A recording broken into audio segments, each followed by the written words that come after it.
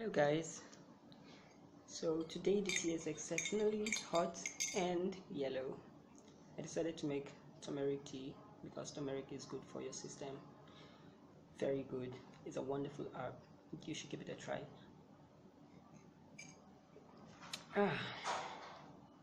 So this is a reaction video to someone's reaction to my previous video about the book The Atheist Muslim.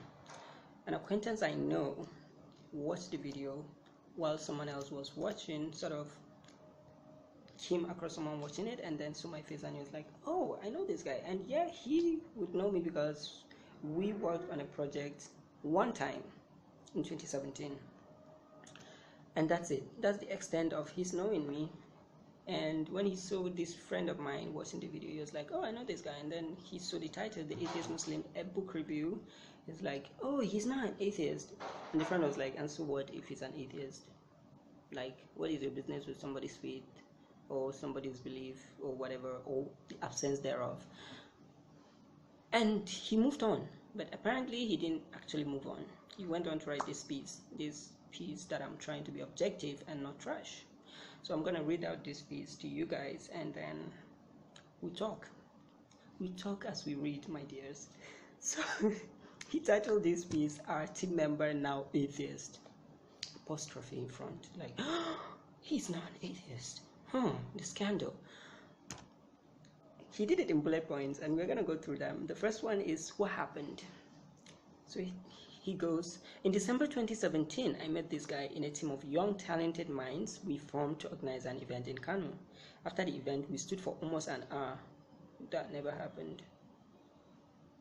We stood for almost an hour discussing knowledge and ideologies, more of books, human development, and little of religion and politics. The guy was such a bookworm, a very good listener with a disquiet curiosity. I don't know whether that word, you're using that word, but is it really the word you're looking for? That tells of a man who is lost trying to find himself. We took pictures afterwards, shook hands and bid ourselves goodbye. Sadly, I was told yesterday from a reliable source. Oh no! Sad dear. Really? There are sadder things in this world. Sadly, I was told yesterday from a reliable source that the young man has renounced his Islamic faith. He's today an atheist. This is a declaration. You would think somebody who is an objective reporter would say something that is not so declarative. I don't know. So he's like, he's today an atheist. He now believes God doesn't exist. Inna lillahi wa inna ilaihi raji'un. I was terribly shocked.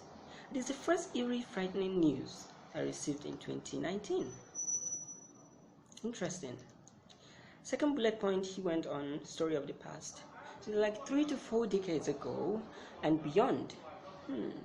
One could never believe. Should it be said that atheism will be this rampant in later times? We're told as kids that in the north, one tends to find atheists in universities, professors mostly who were once Muslims or Christians by birth, was why some families refuse their kids to further the Western education after secondary school, and if necessary, they prefer the child not to stay or live on campus. The paradigm then, by the way, if you ever wondered why there is such rampant illiteracy rate in the north, this guy who seemed to know so much has summarized it for us. The fear that their children would lose their faith as they learn more and more of science, which funny enough Ali Arisby captured in reference to another Muslim majority country. Are things clicking for you? If they are not, I think we left you at the station. This train has moved. So the paradigm then, he continues, retrospectively was that Western education or being deep into Western education is responsible for the renunciation of one's faith. Could that be the case? He asked. And then he went on to his third bullet point, present realities. Today, however, we see young people, seemingly intelligent and often self-acclaimed intellectuals, joining this epidemic belief. I don't know if you ever got the memo, but atheism is not a belief. This is why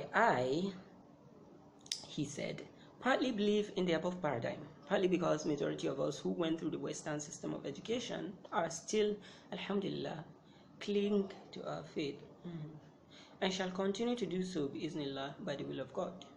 But what's contributing more to this trouble among Muslims, especially, I think, is our I don't care attitude towards the tenets of Islam. We live in a very interesting moment today when even the fundamentals of Islam, e.g. he wrote believe, I keep correcting him in my mind. This is stressful, dear. Please do better with your editing. E.g. believe in the oneness of God, the angelis. I think you meant to write angels. Prophets, observing the 5 daily prayers on time and fasting. He put an emphasis by capitalizing on the on time. Are questioned, reads doubted by Muslims themselves. When a Muslim adhering onto and advocating such tenets is seen as an extremist, reads potential terrorist. And a time when we think our conviction is a product of our efforts, balderdash. A for effort, honestly, A for effort. Like you are like, you know what? After writing this crap, I need to find a word that I think is profound. So balderdash. Okay. We are shook, like we are literally shook right now. Thank you so much. And he went on to his 4th bullet point, which goes, what I believe without an iota of doubt that wallahi, which means by God or by Allah, from the time you convince yourself that yes, the fundamentals of Islam should be doubted, that yes, my conviction is earned as a result of hard and long-time readings, that we should distance ourselves from practicing the religion as prescribed sometimes to show to the world that we are tolerant and accommodating.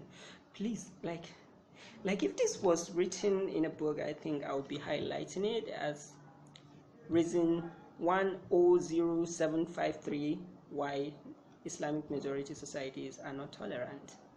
This is it. He is actually just saying it. He's like, my conviction is earned as a result of heard a long time reading that we should distance ourselves from practicing the religion as prescribed, sometimes to show to the world that we are tolerant and accommodating. That will be the moment we automatically expose ourselves to the dangers of atheism. I didn't know atheism is dangerous. There are more dangerous things. It's like, I don't know. And he went on, we must be prayerful, Father Lord, and do everything possible for Allah to continue to guard our faith. Amen, Allah. And that of our words, till we meet Allah in the state of Iman, which is basically faith in Arabic.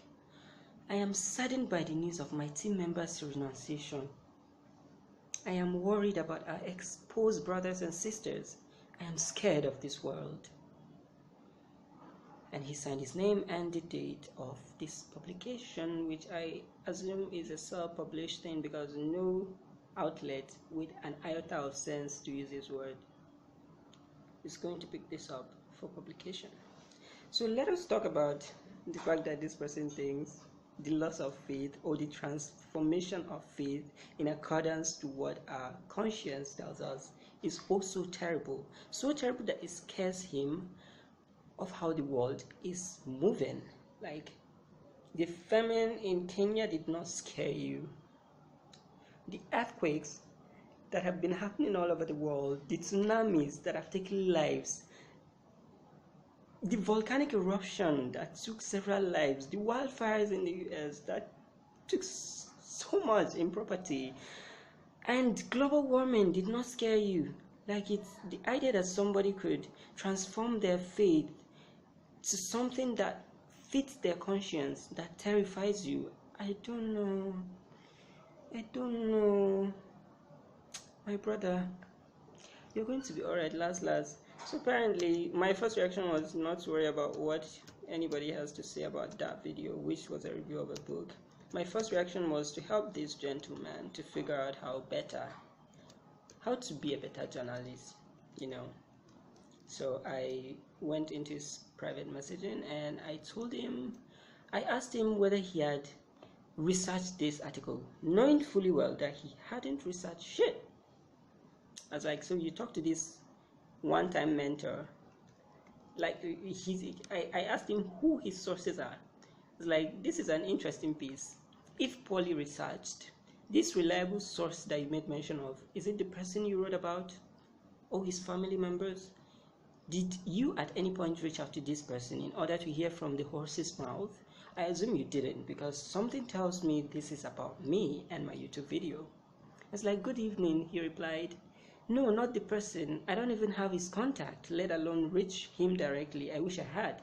My sources were his friend, a neighbor, and a one-time mentor.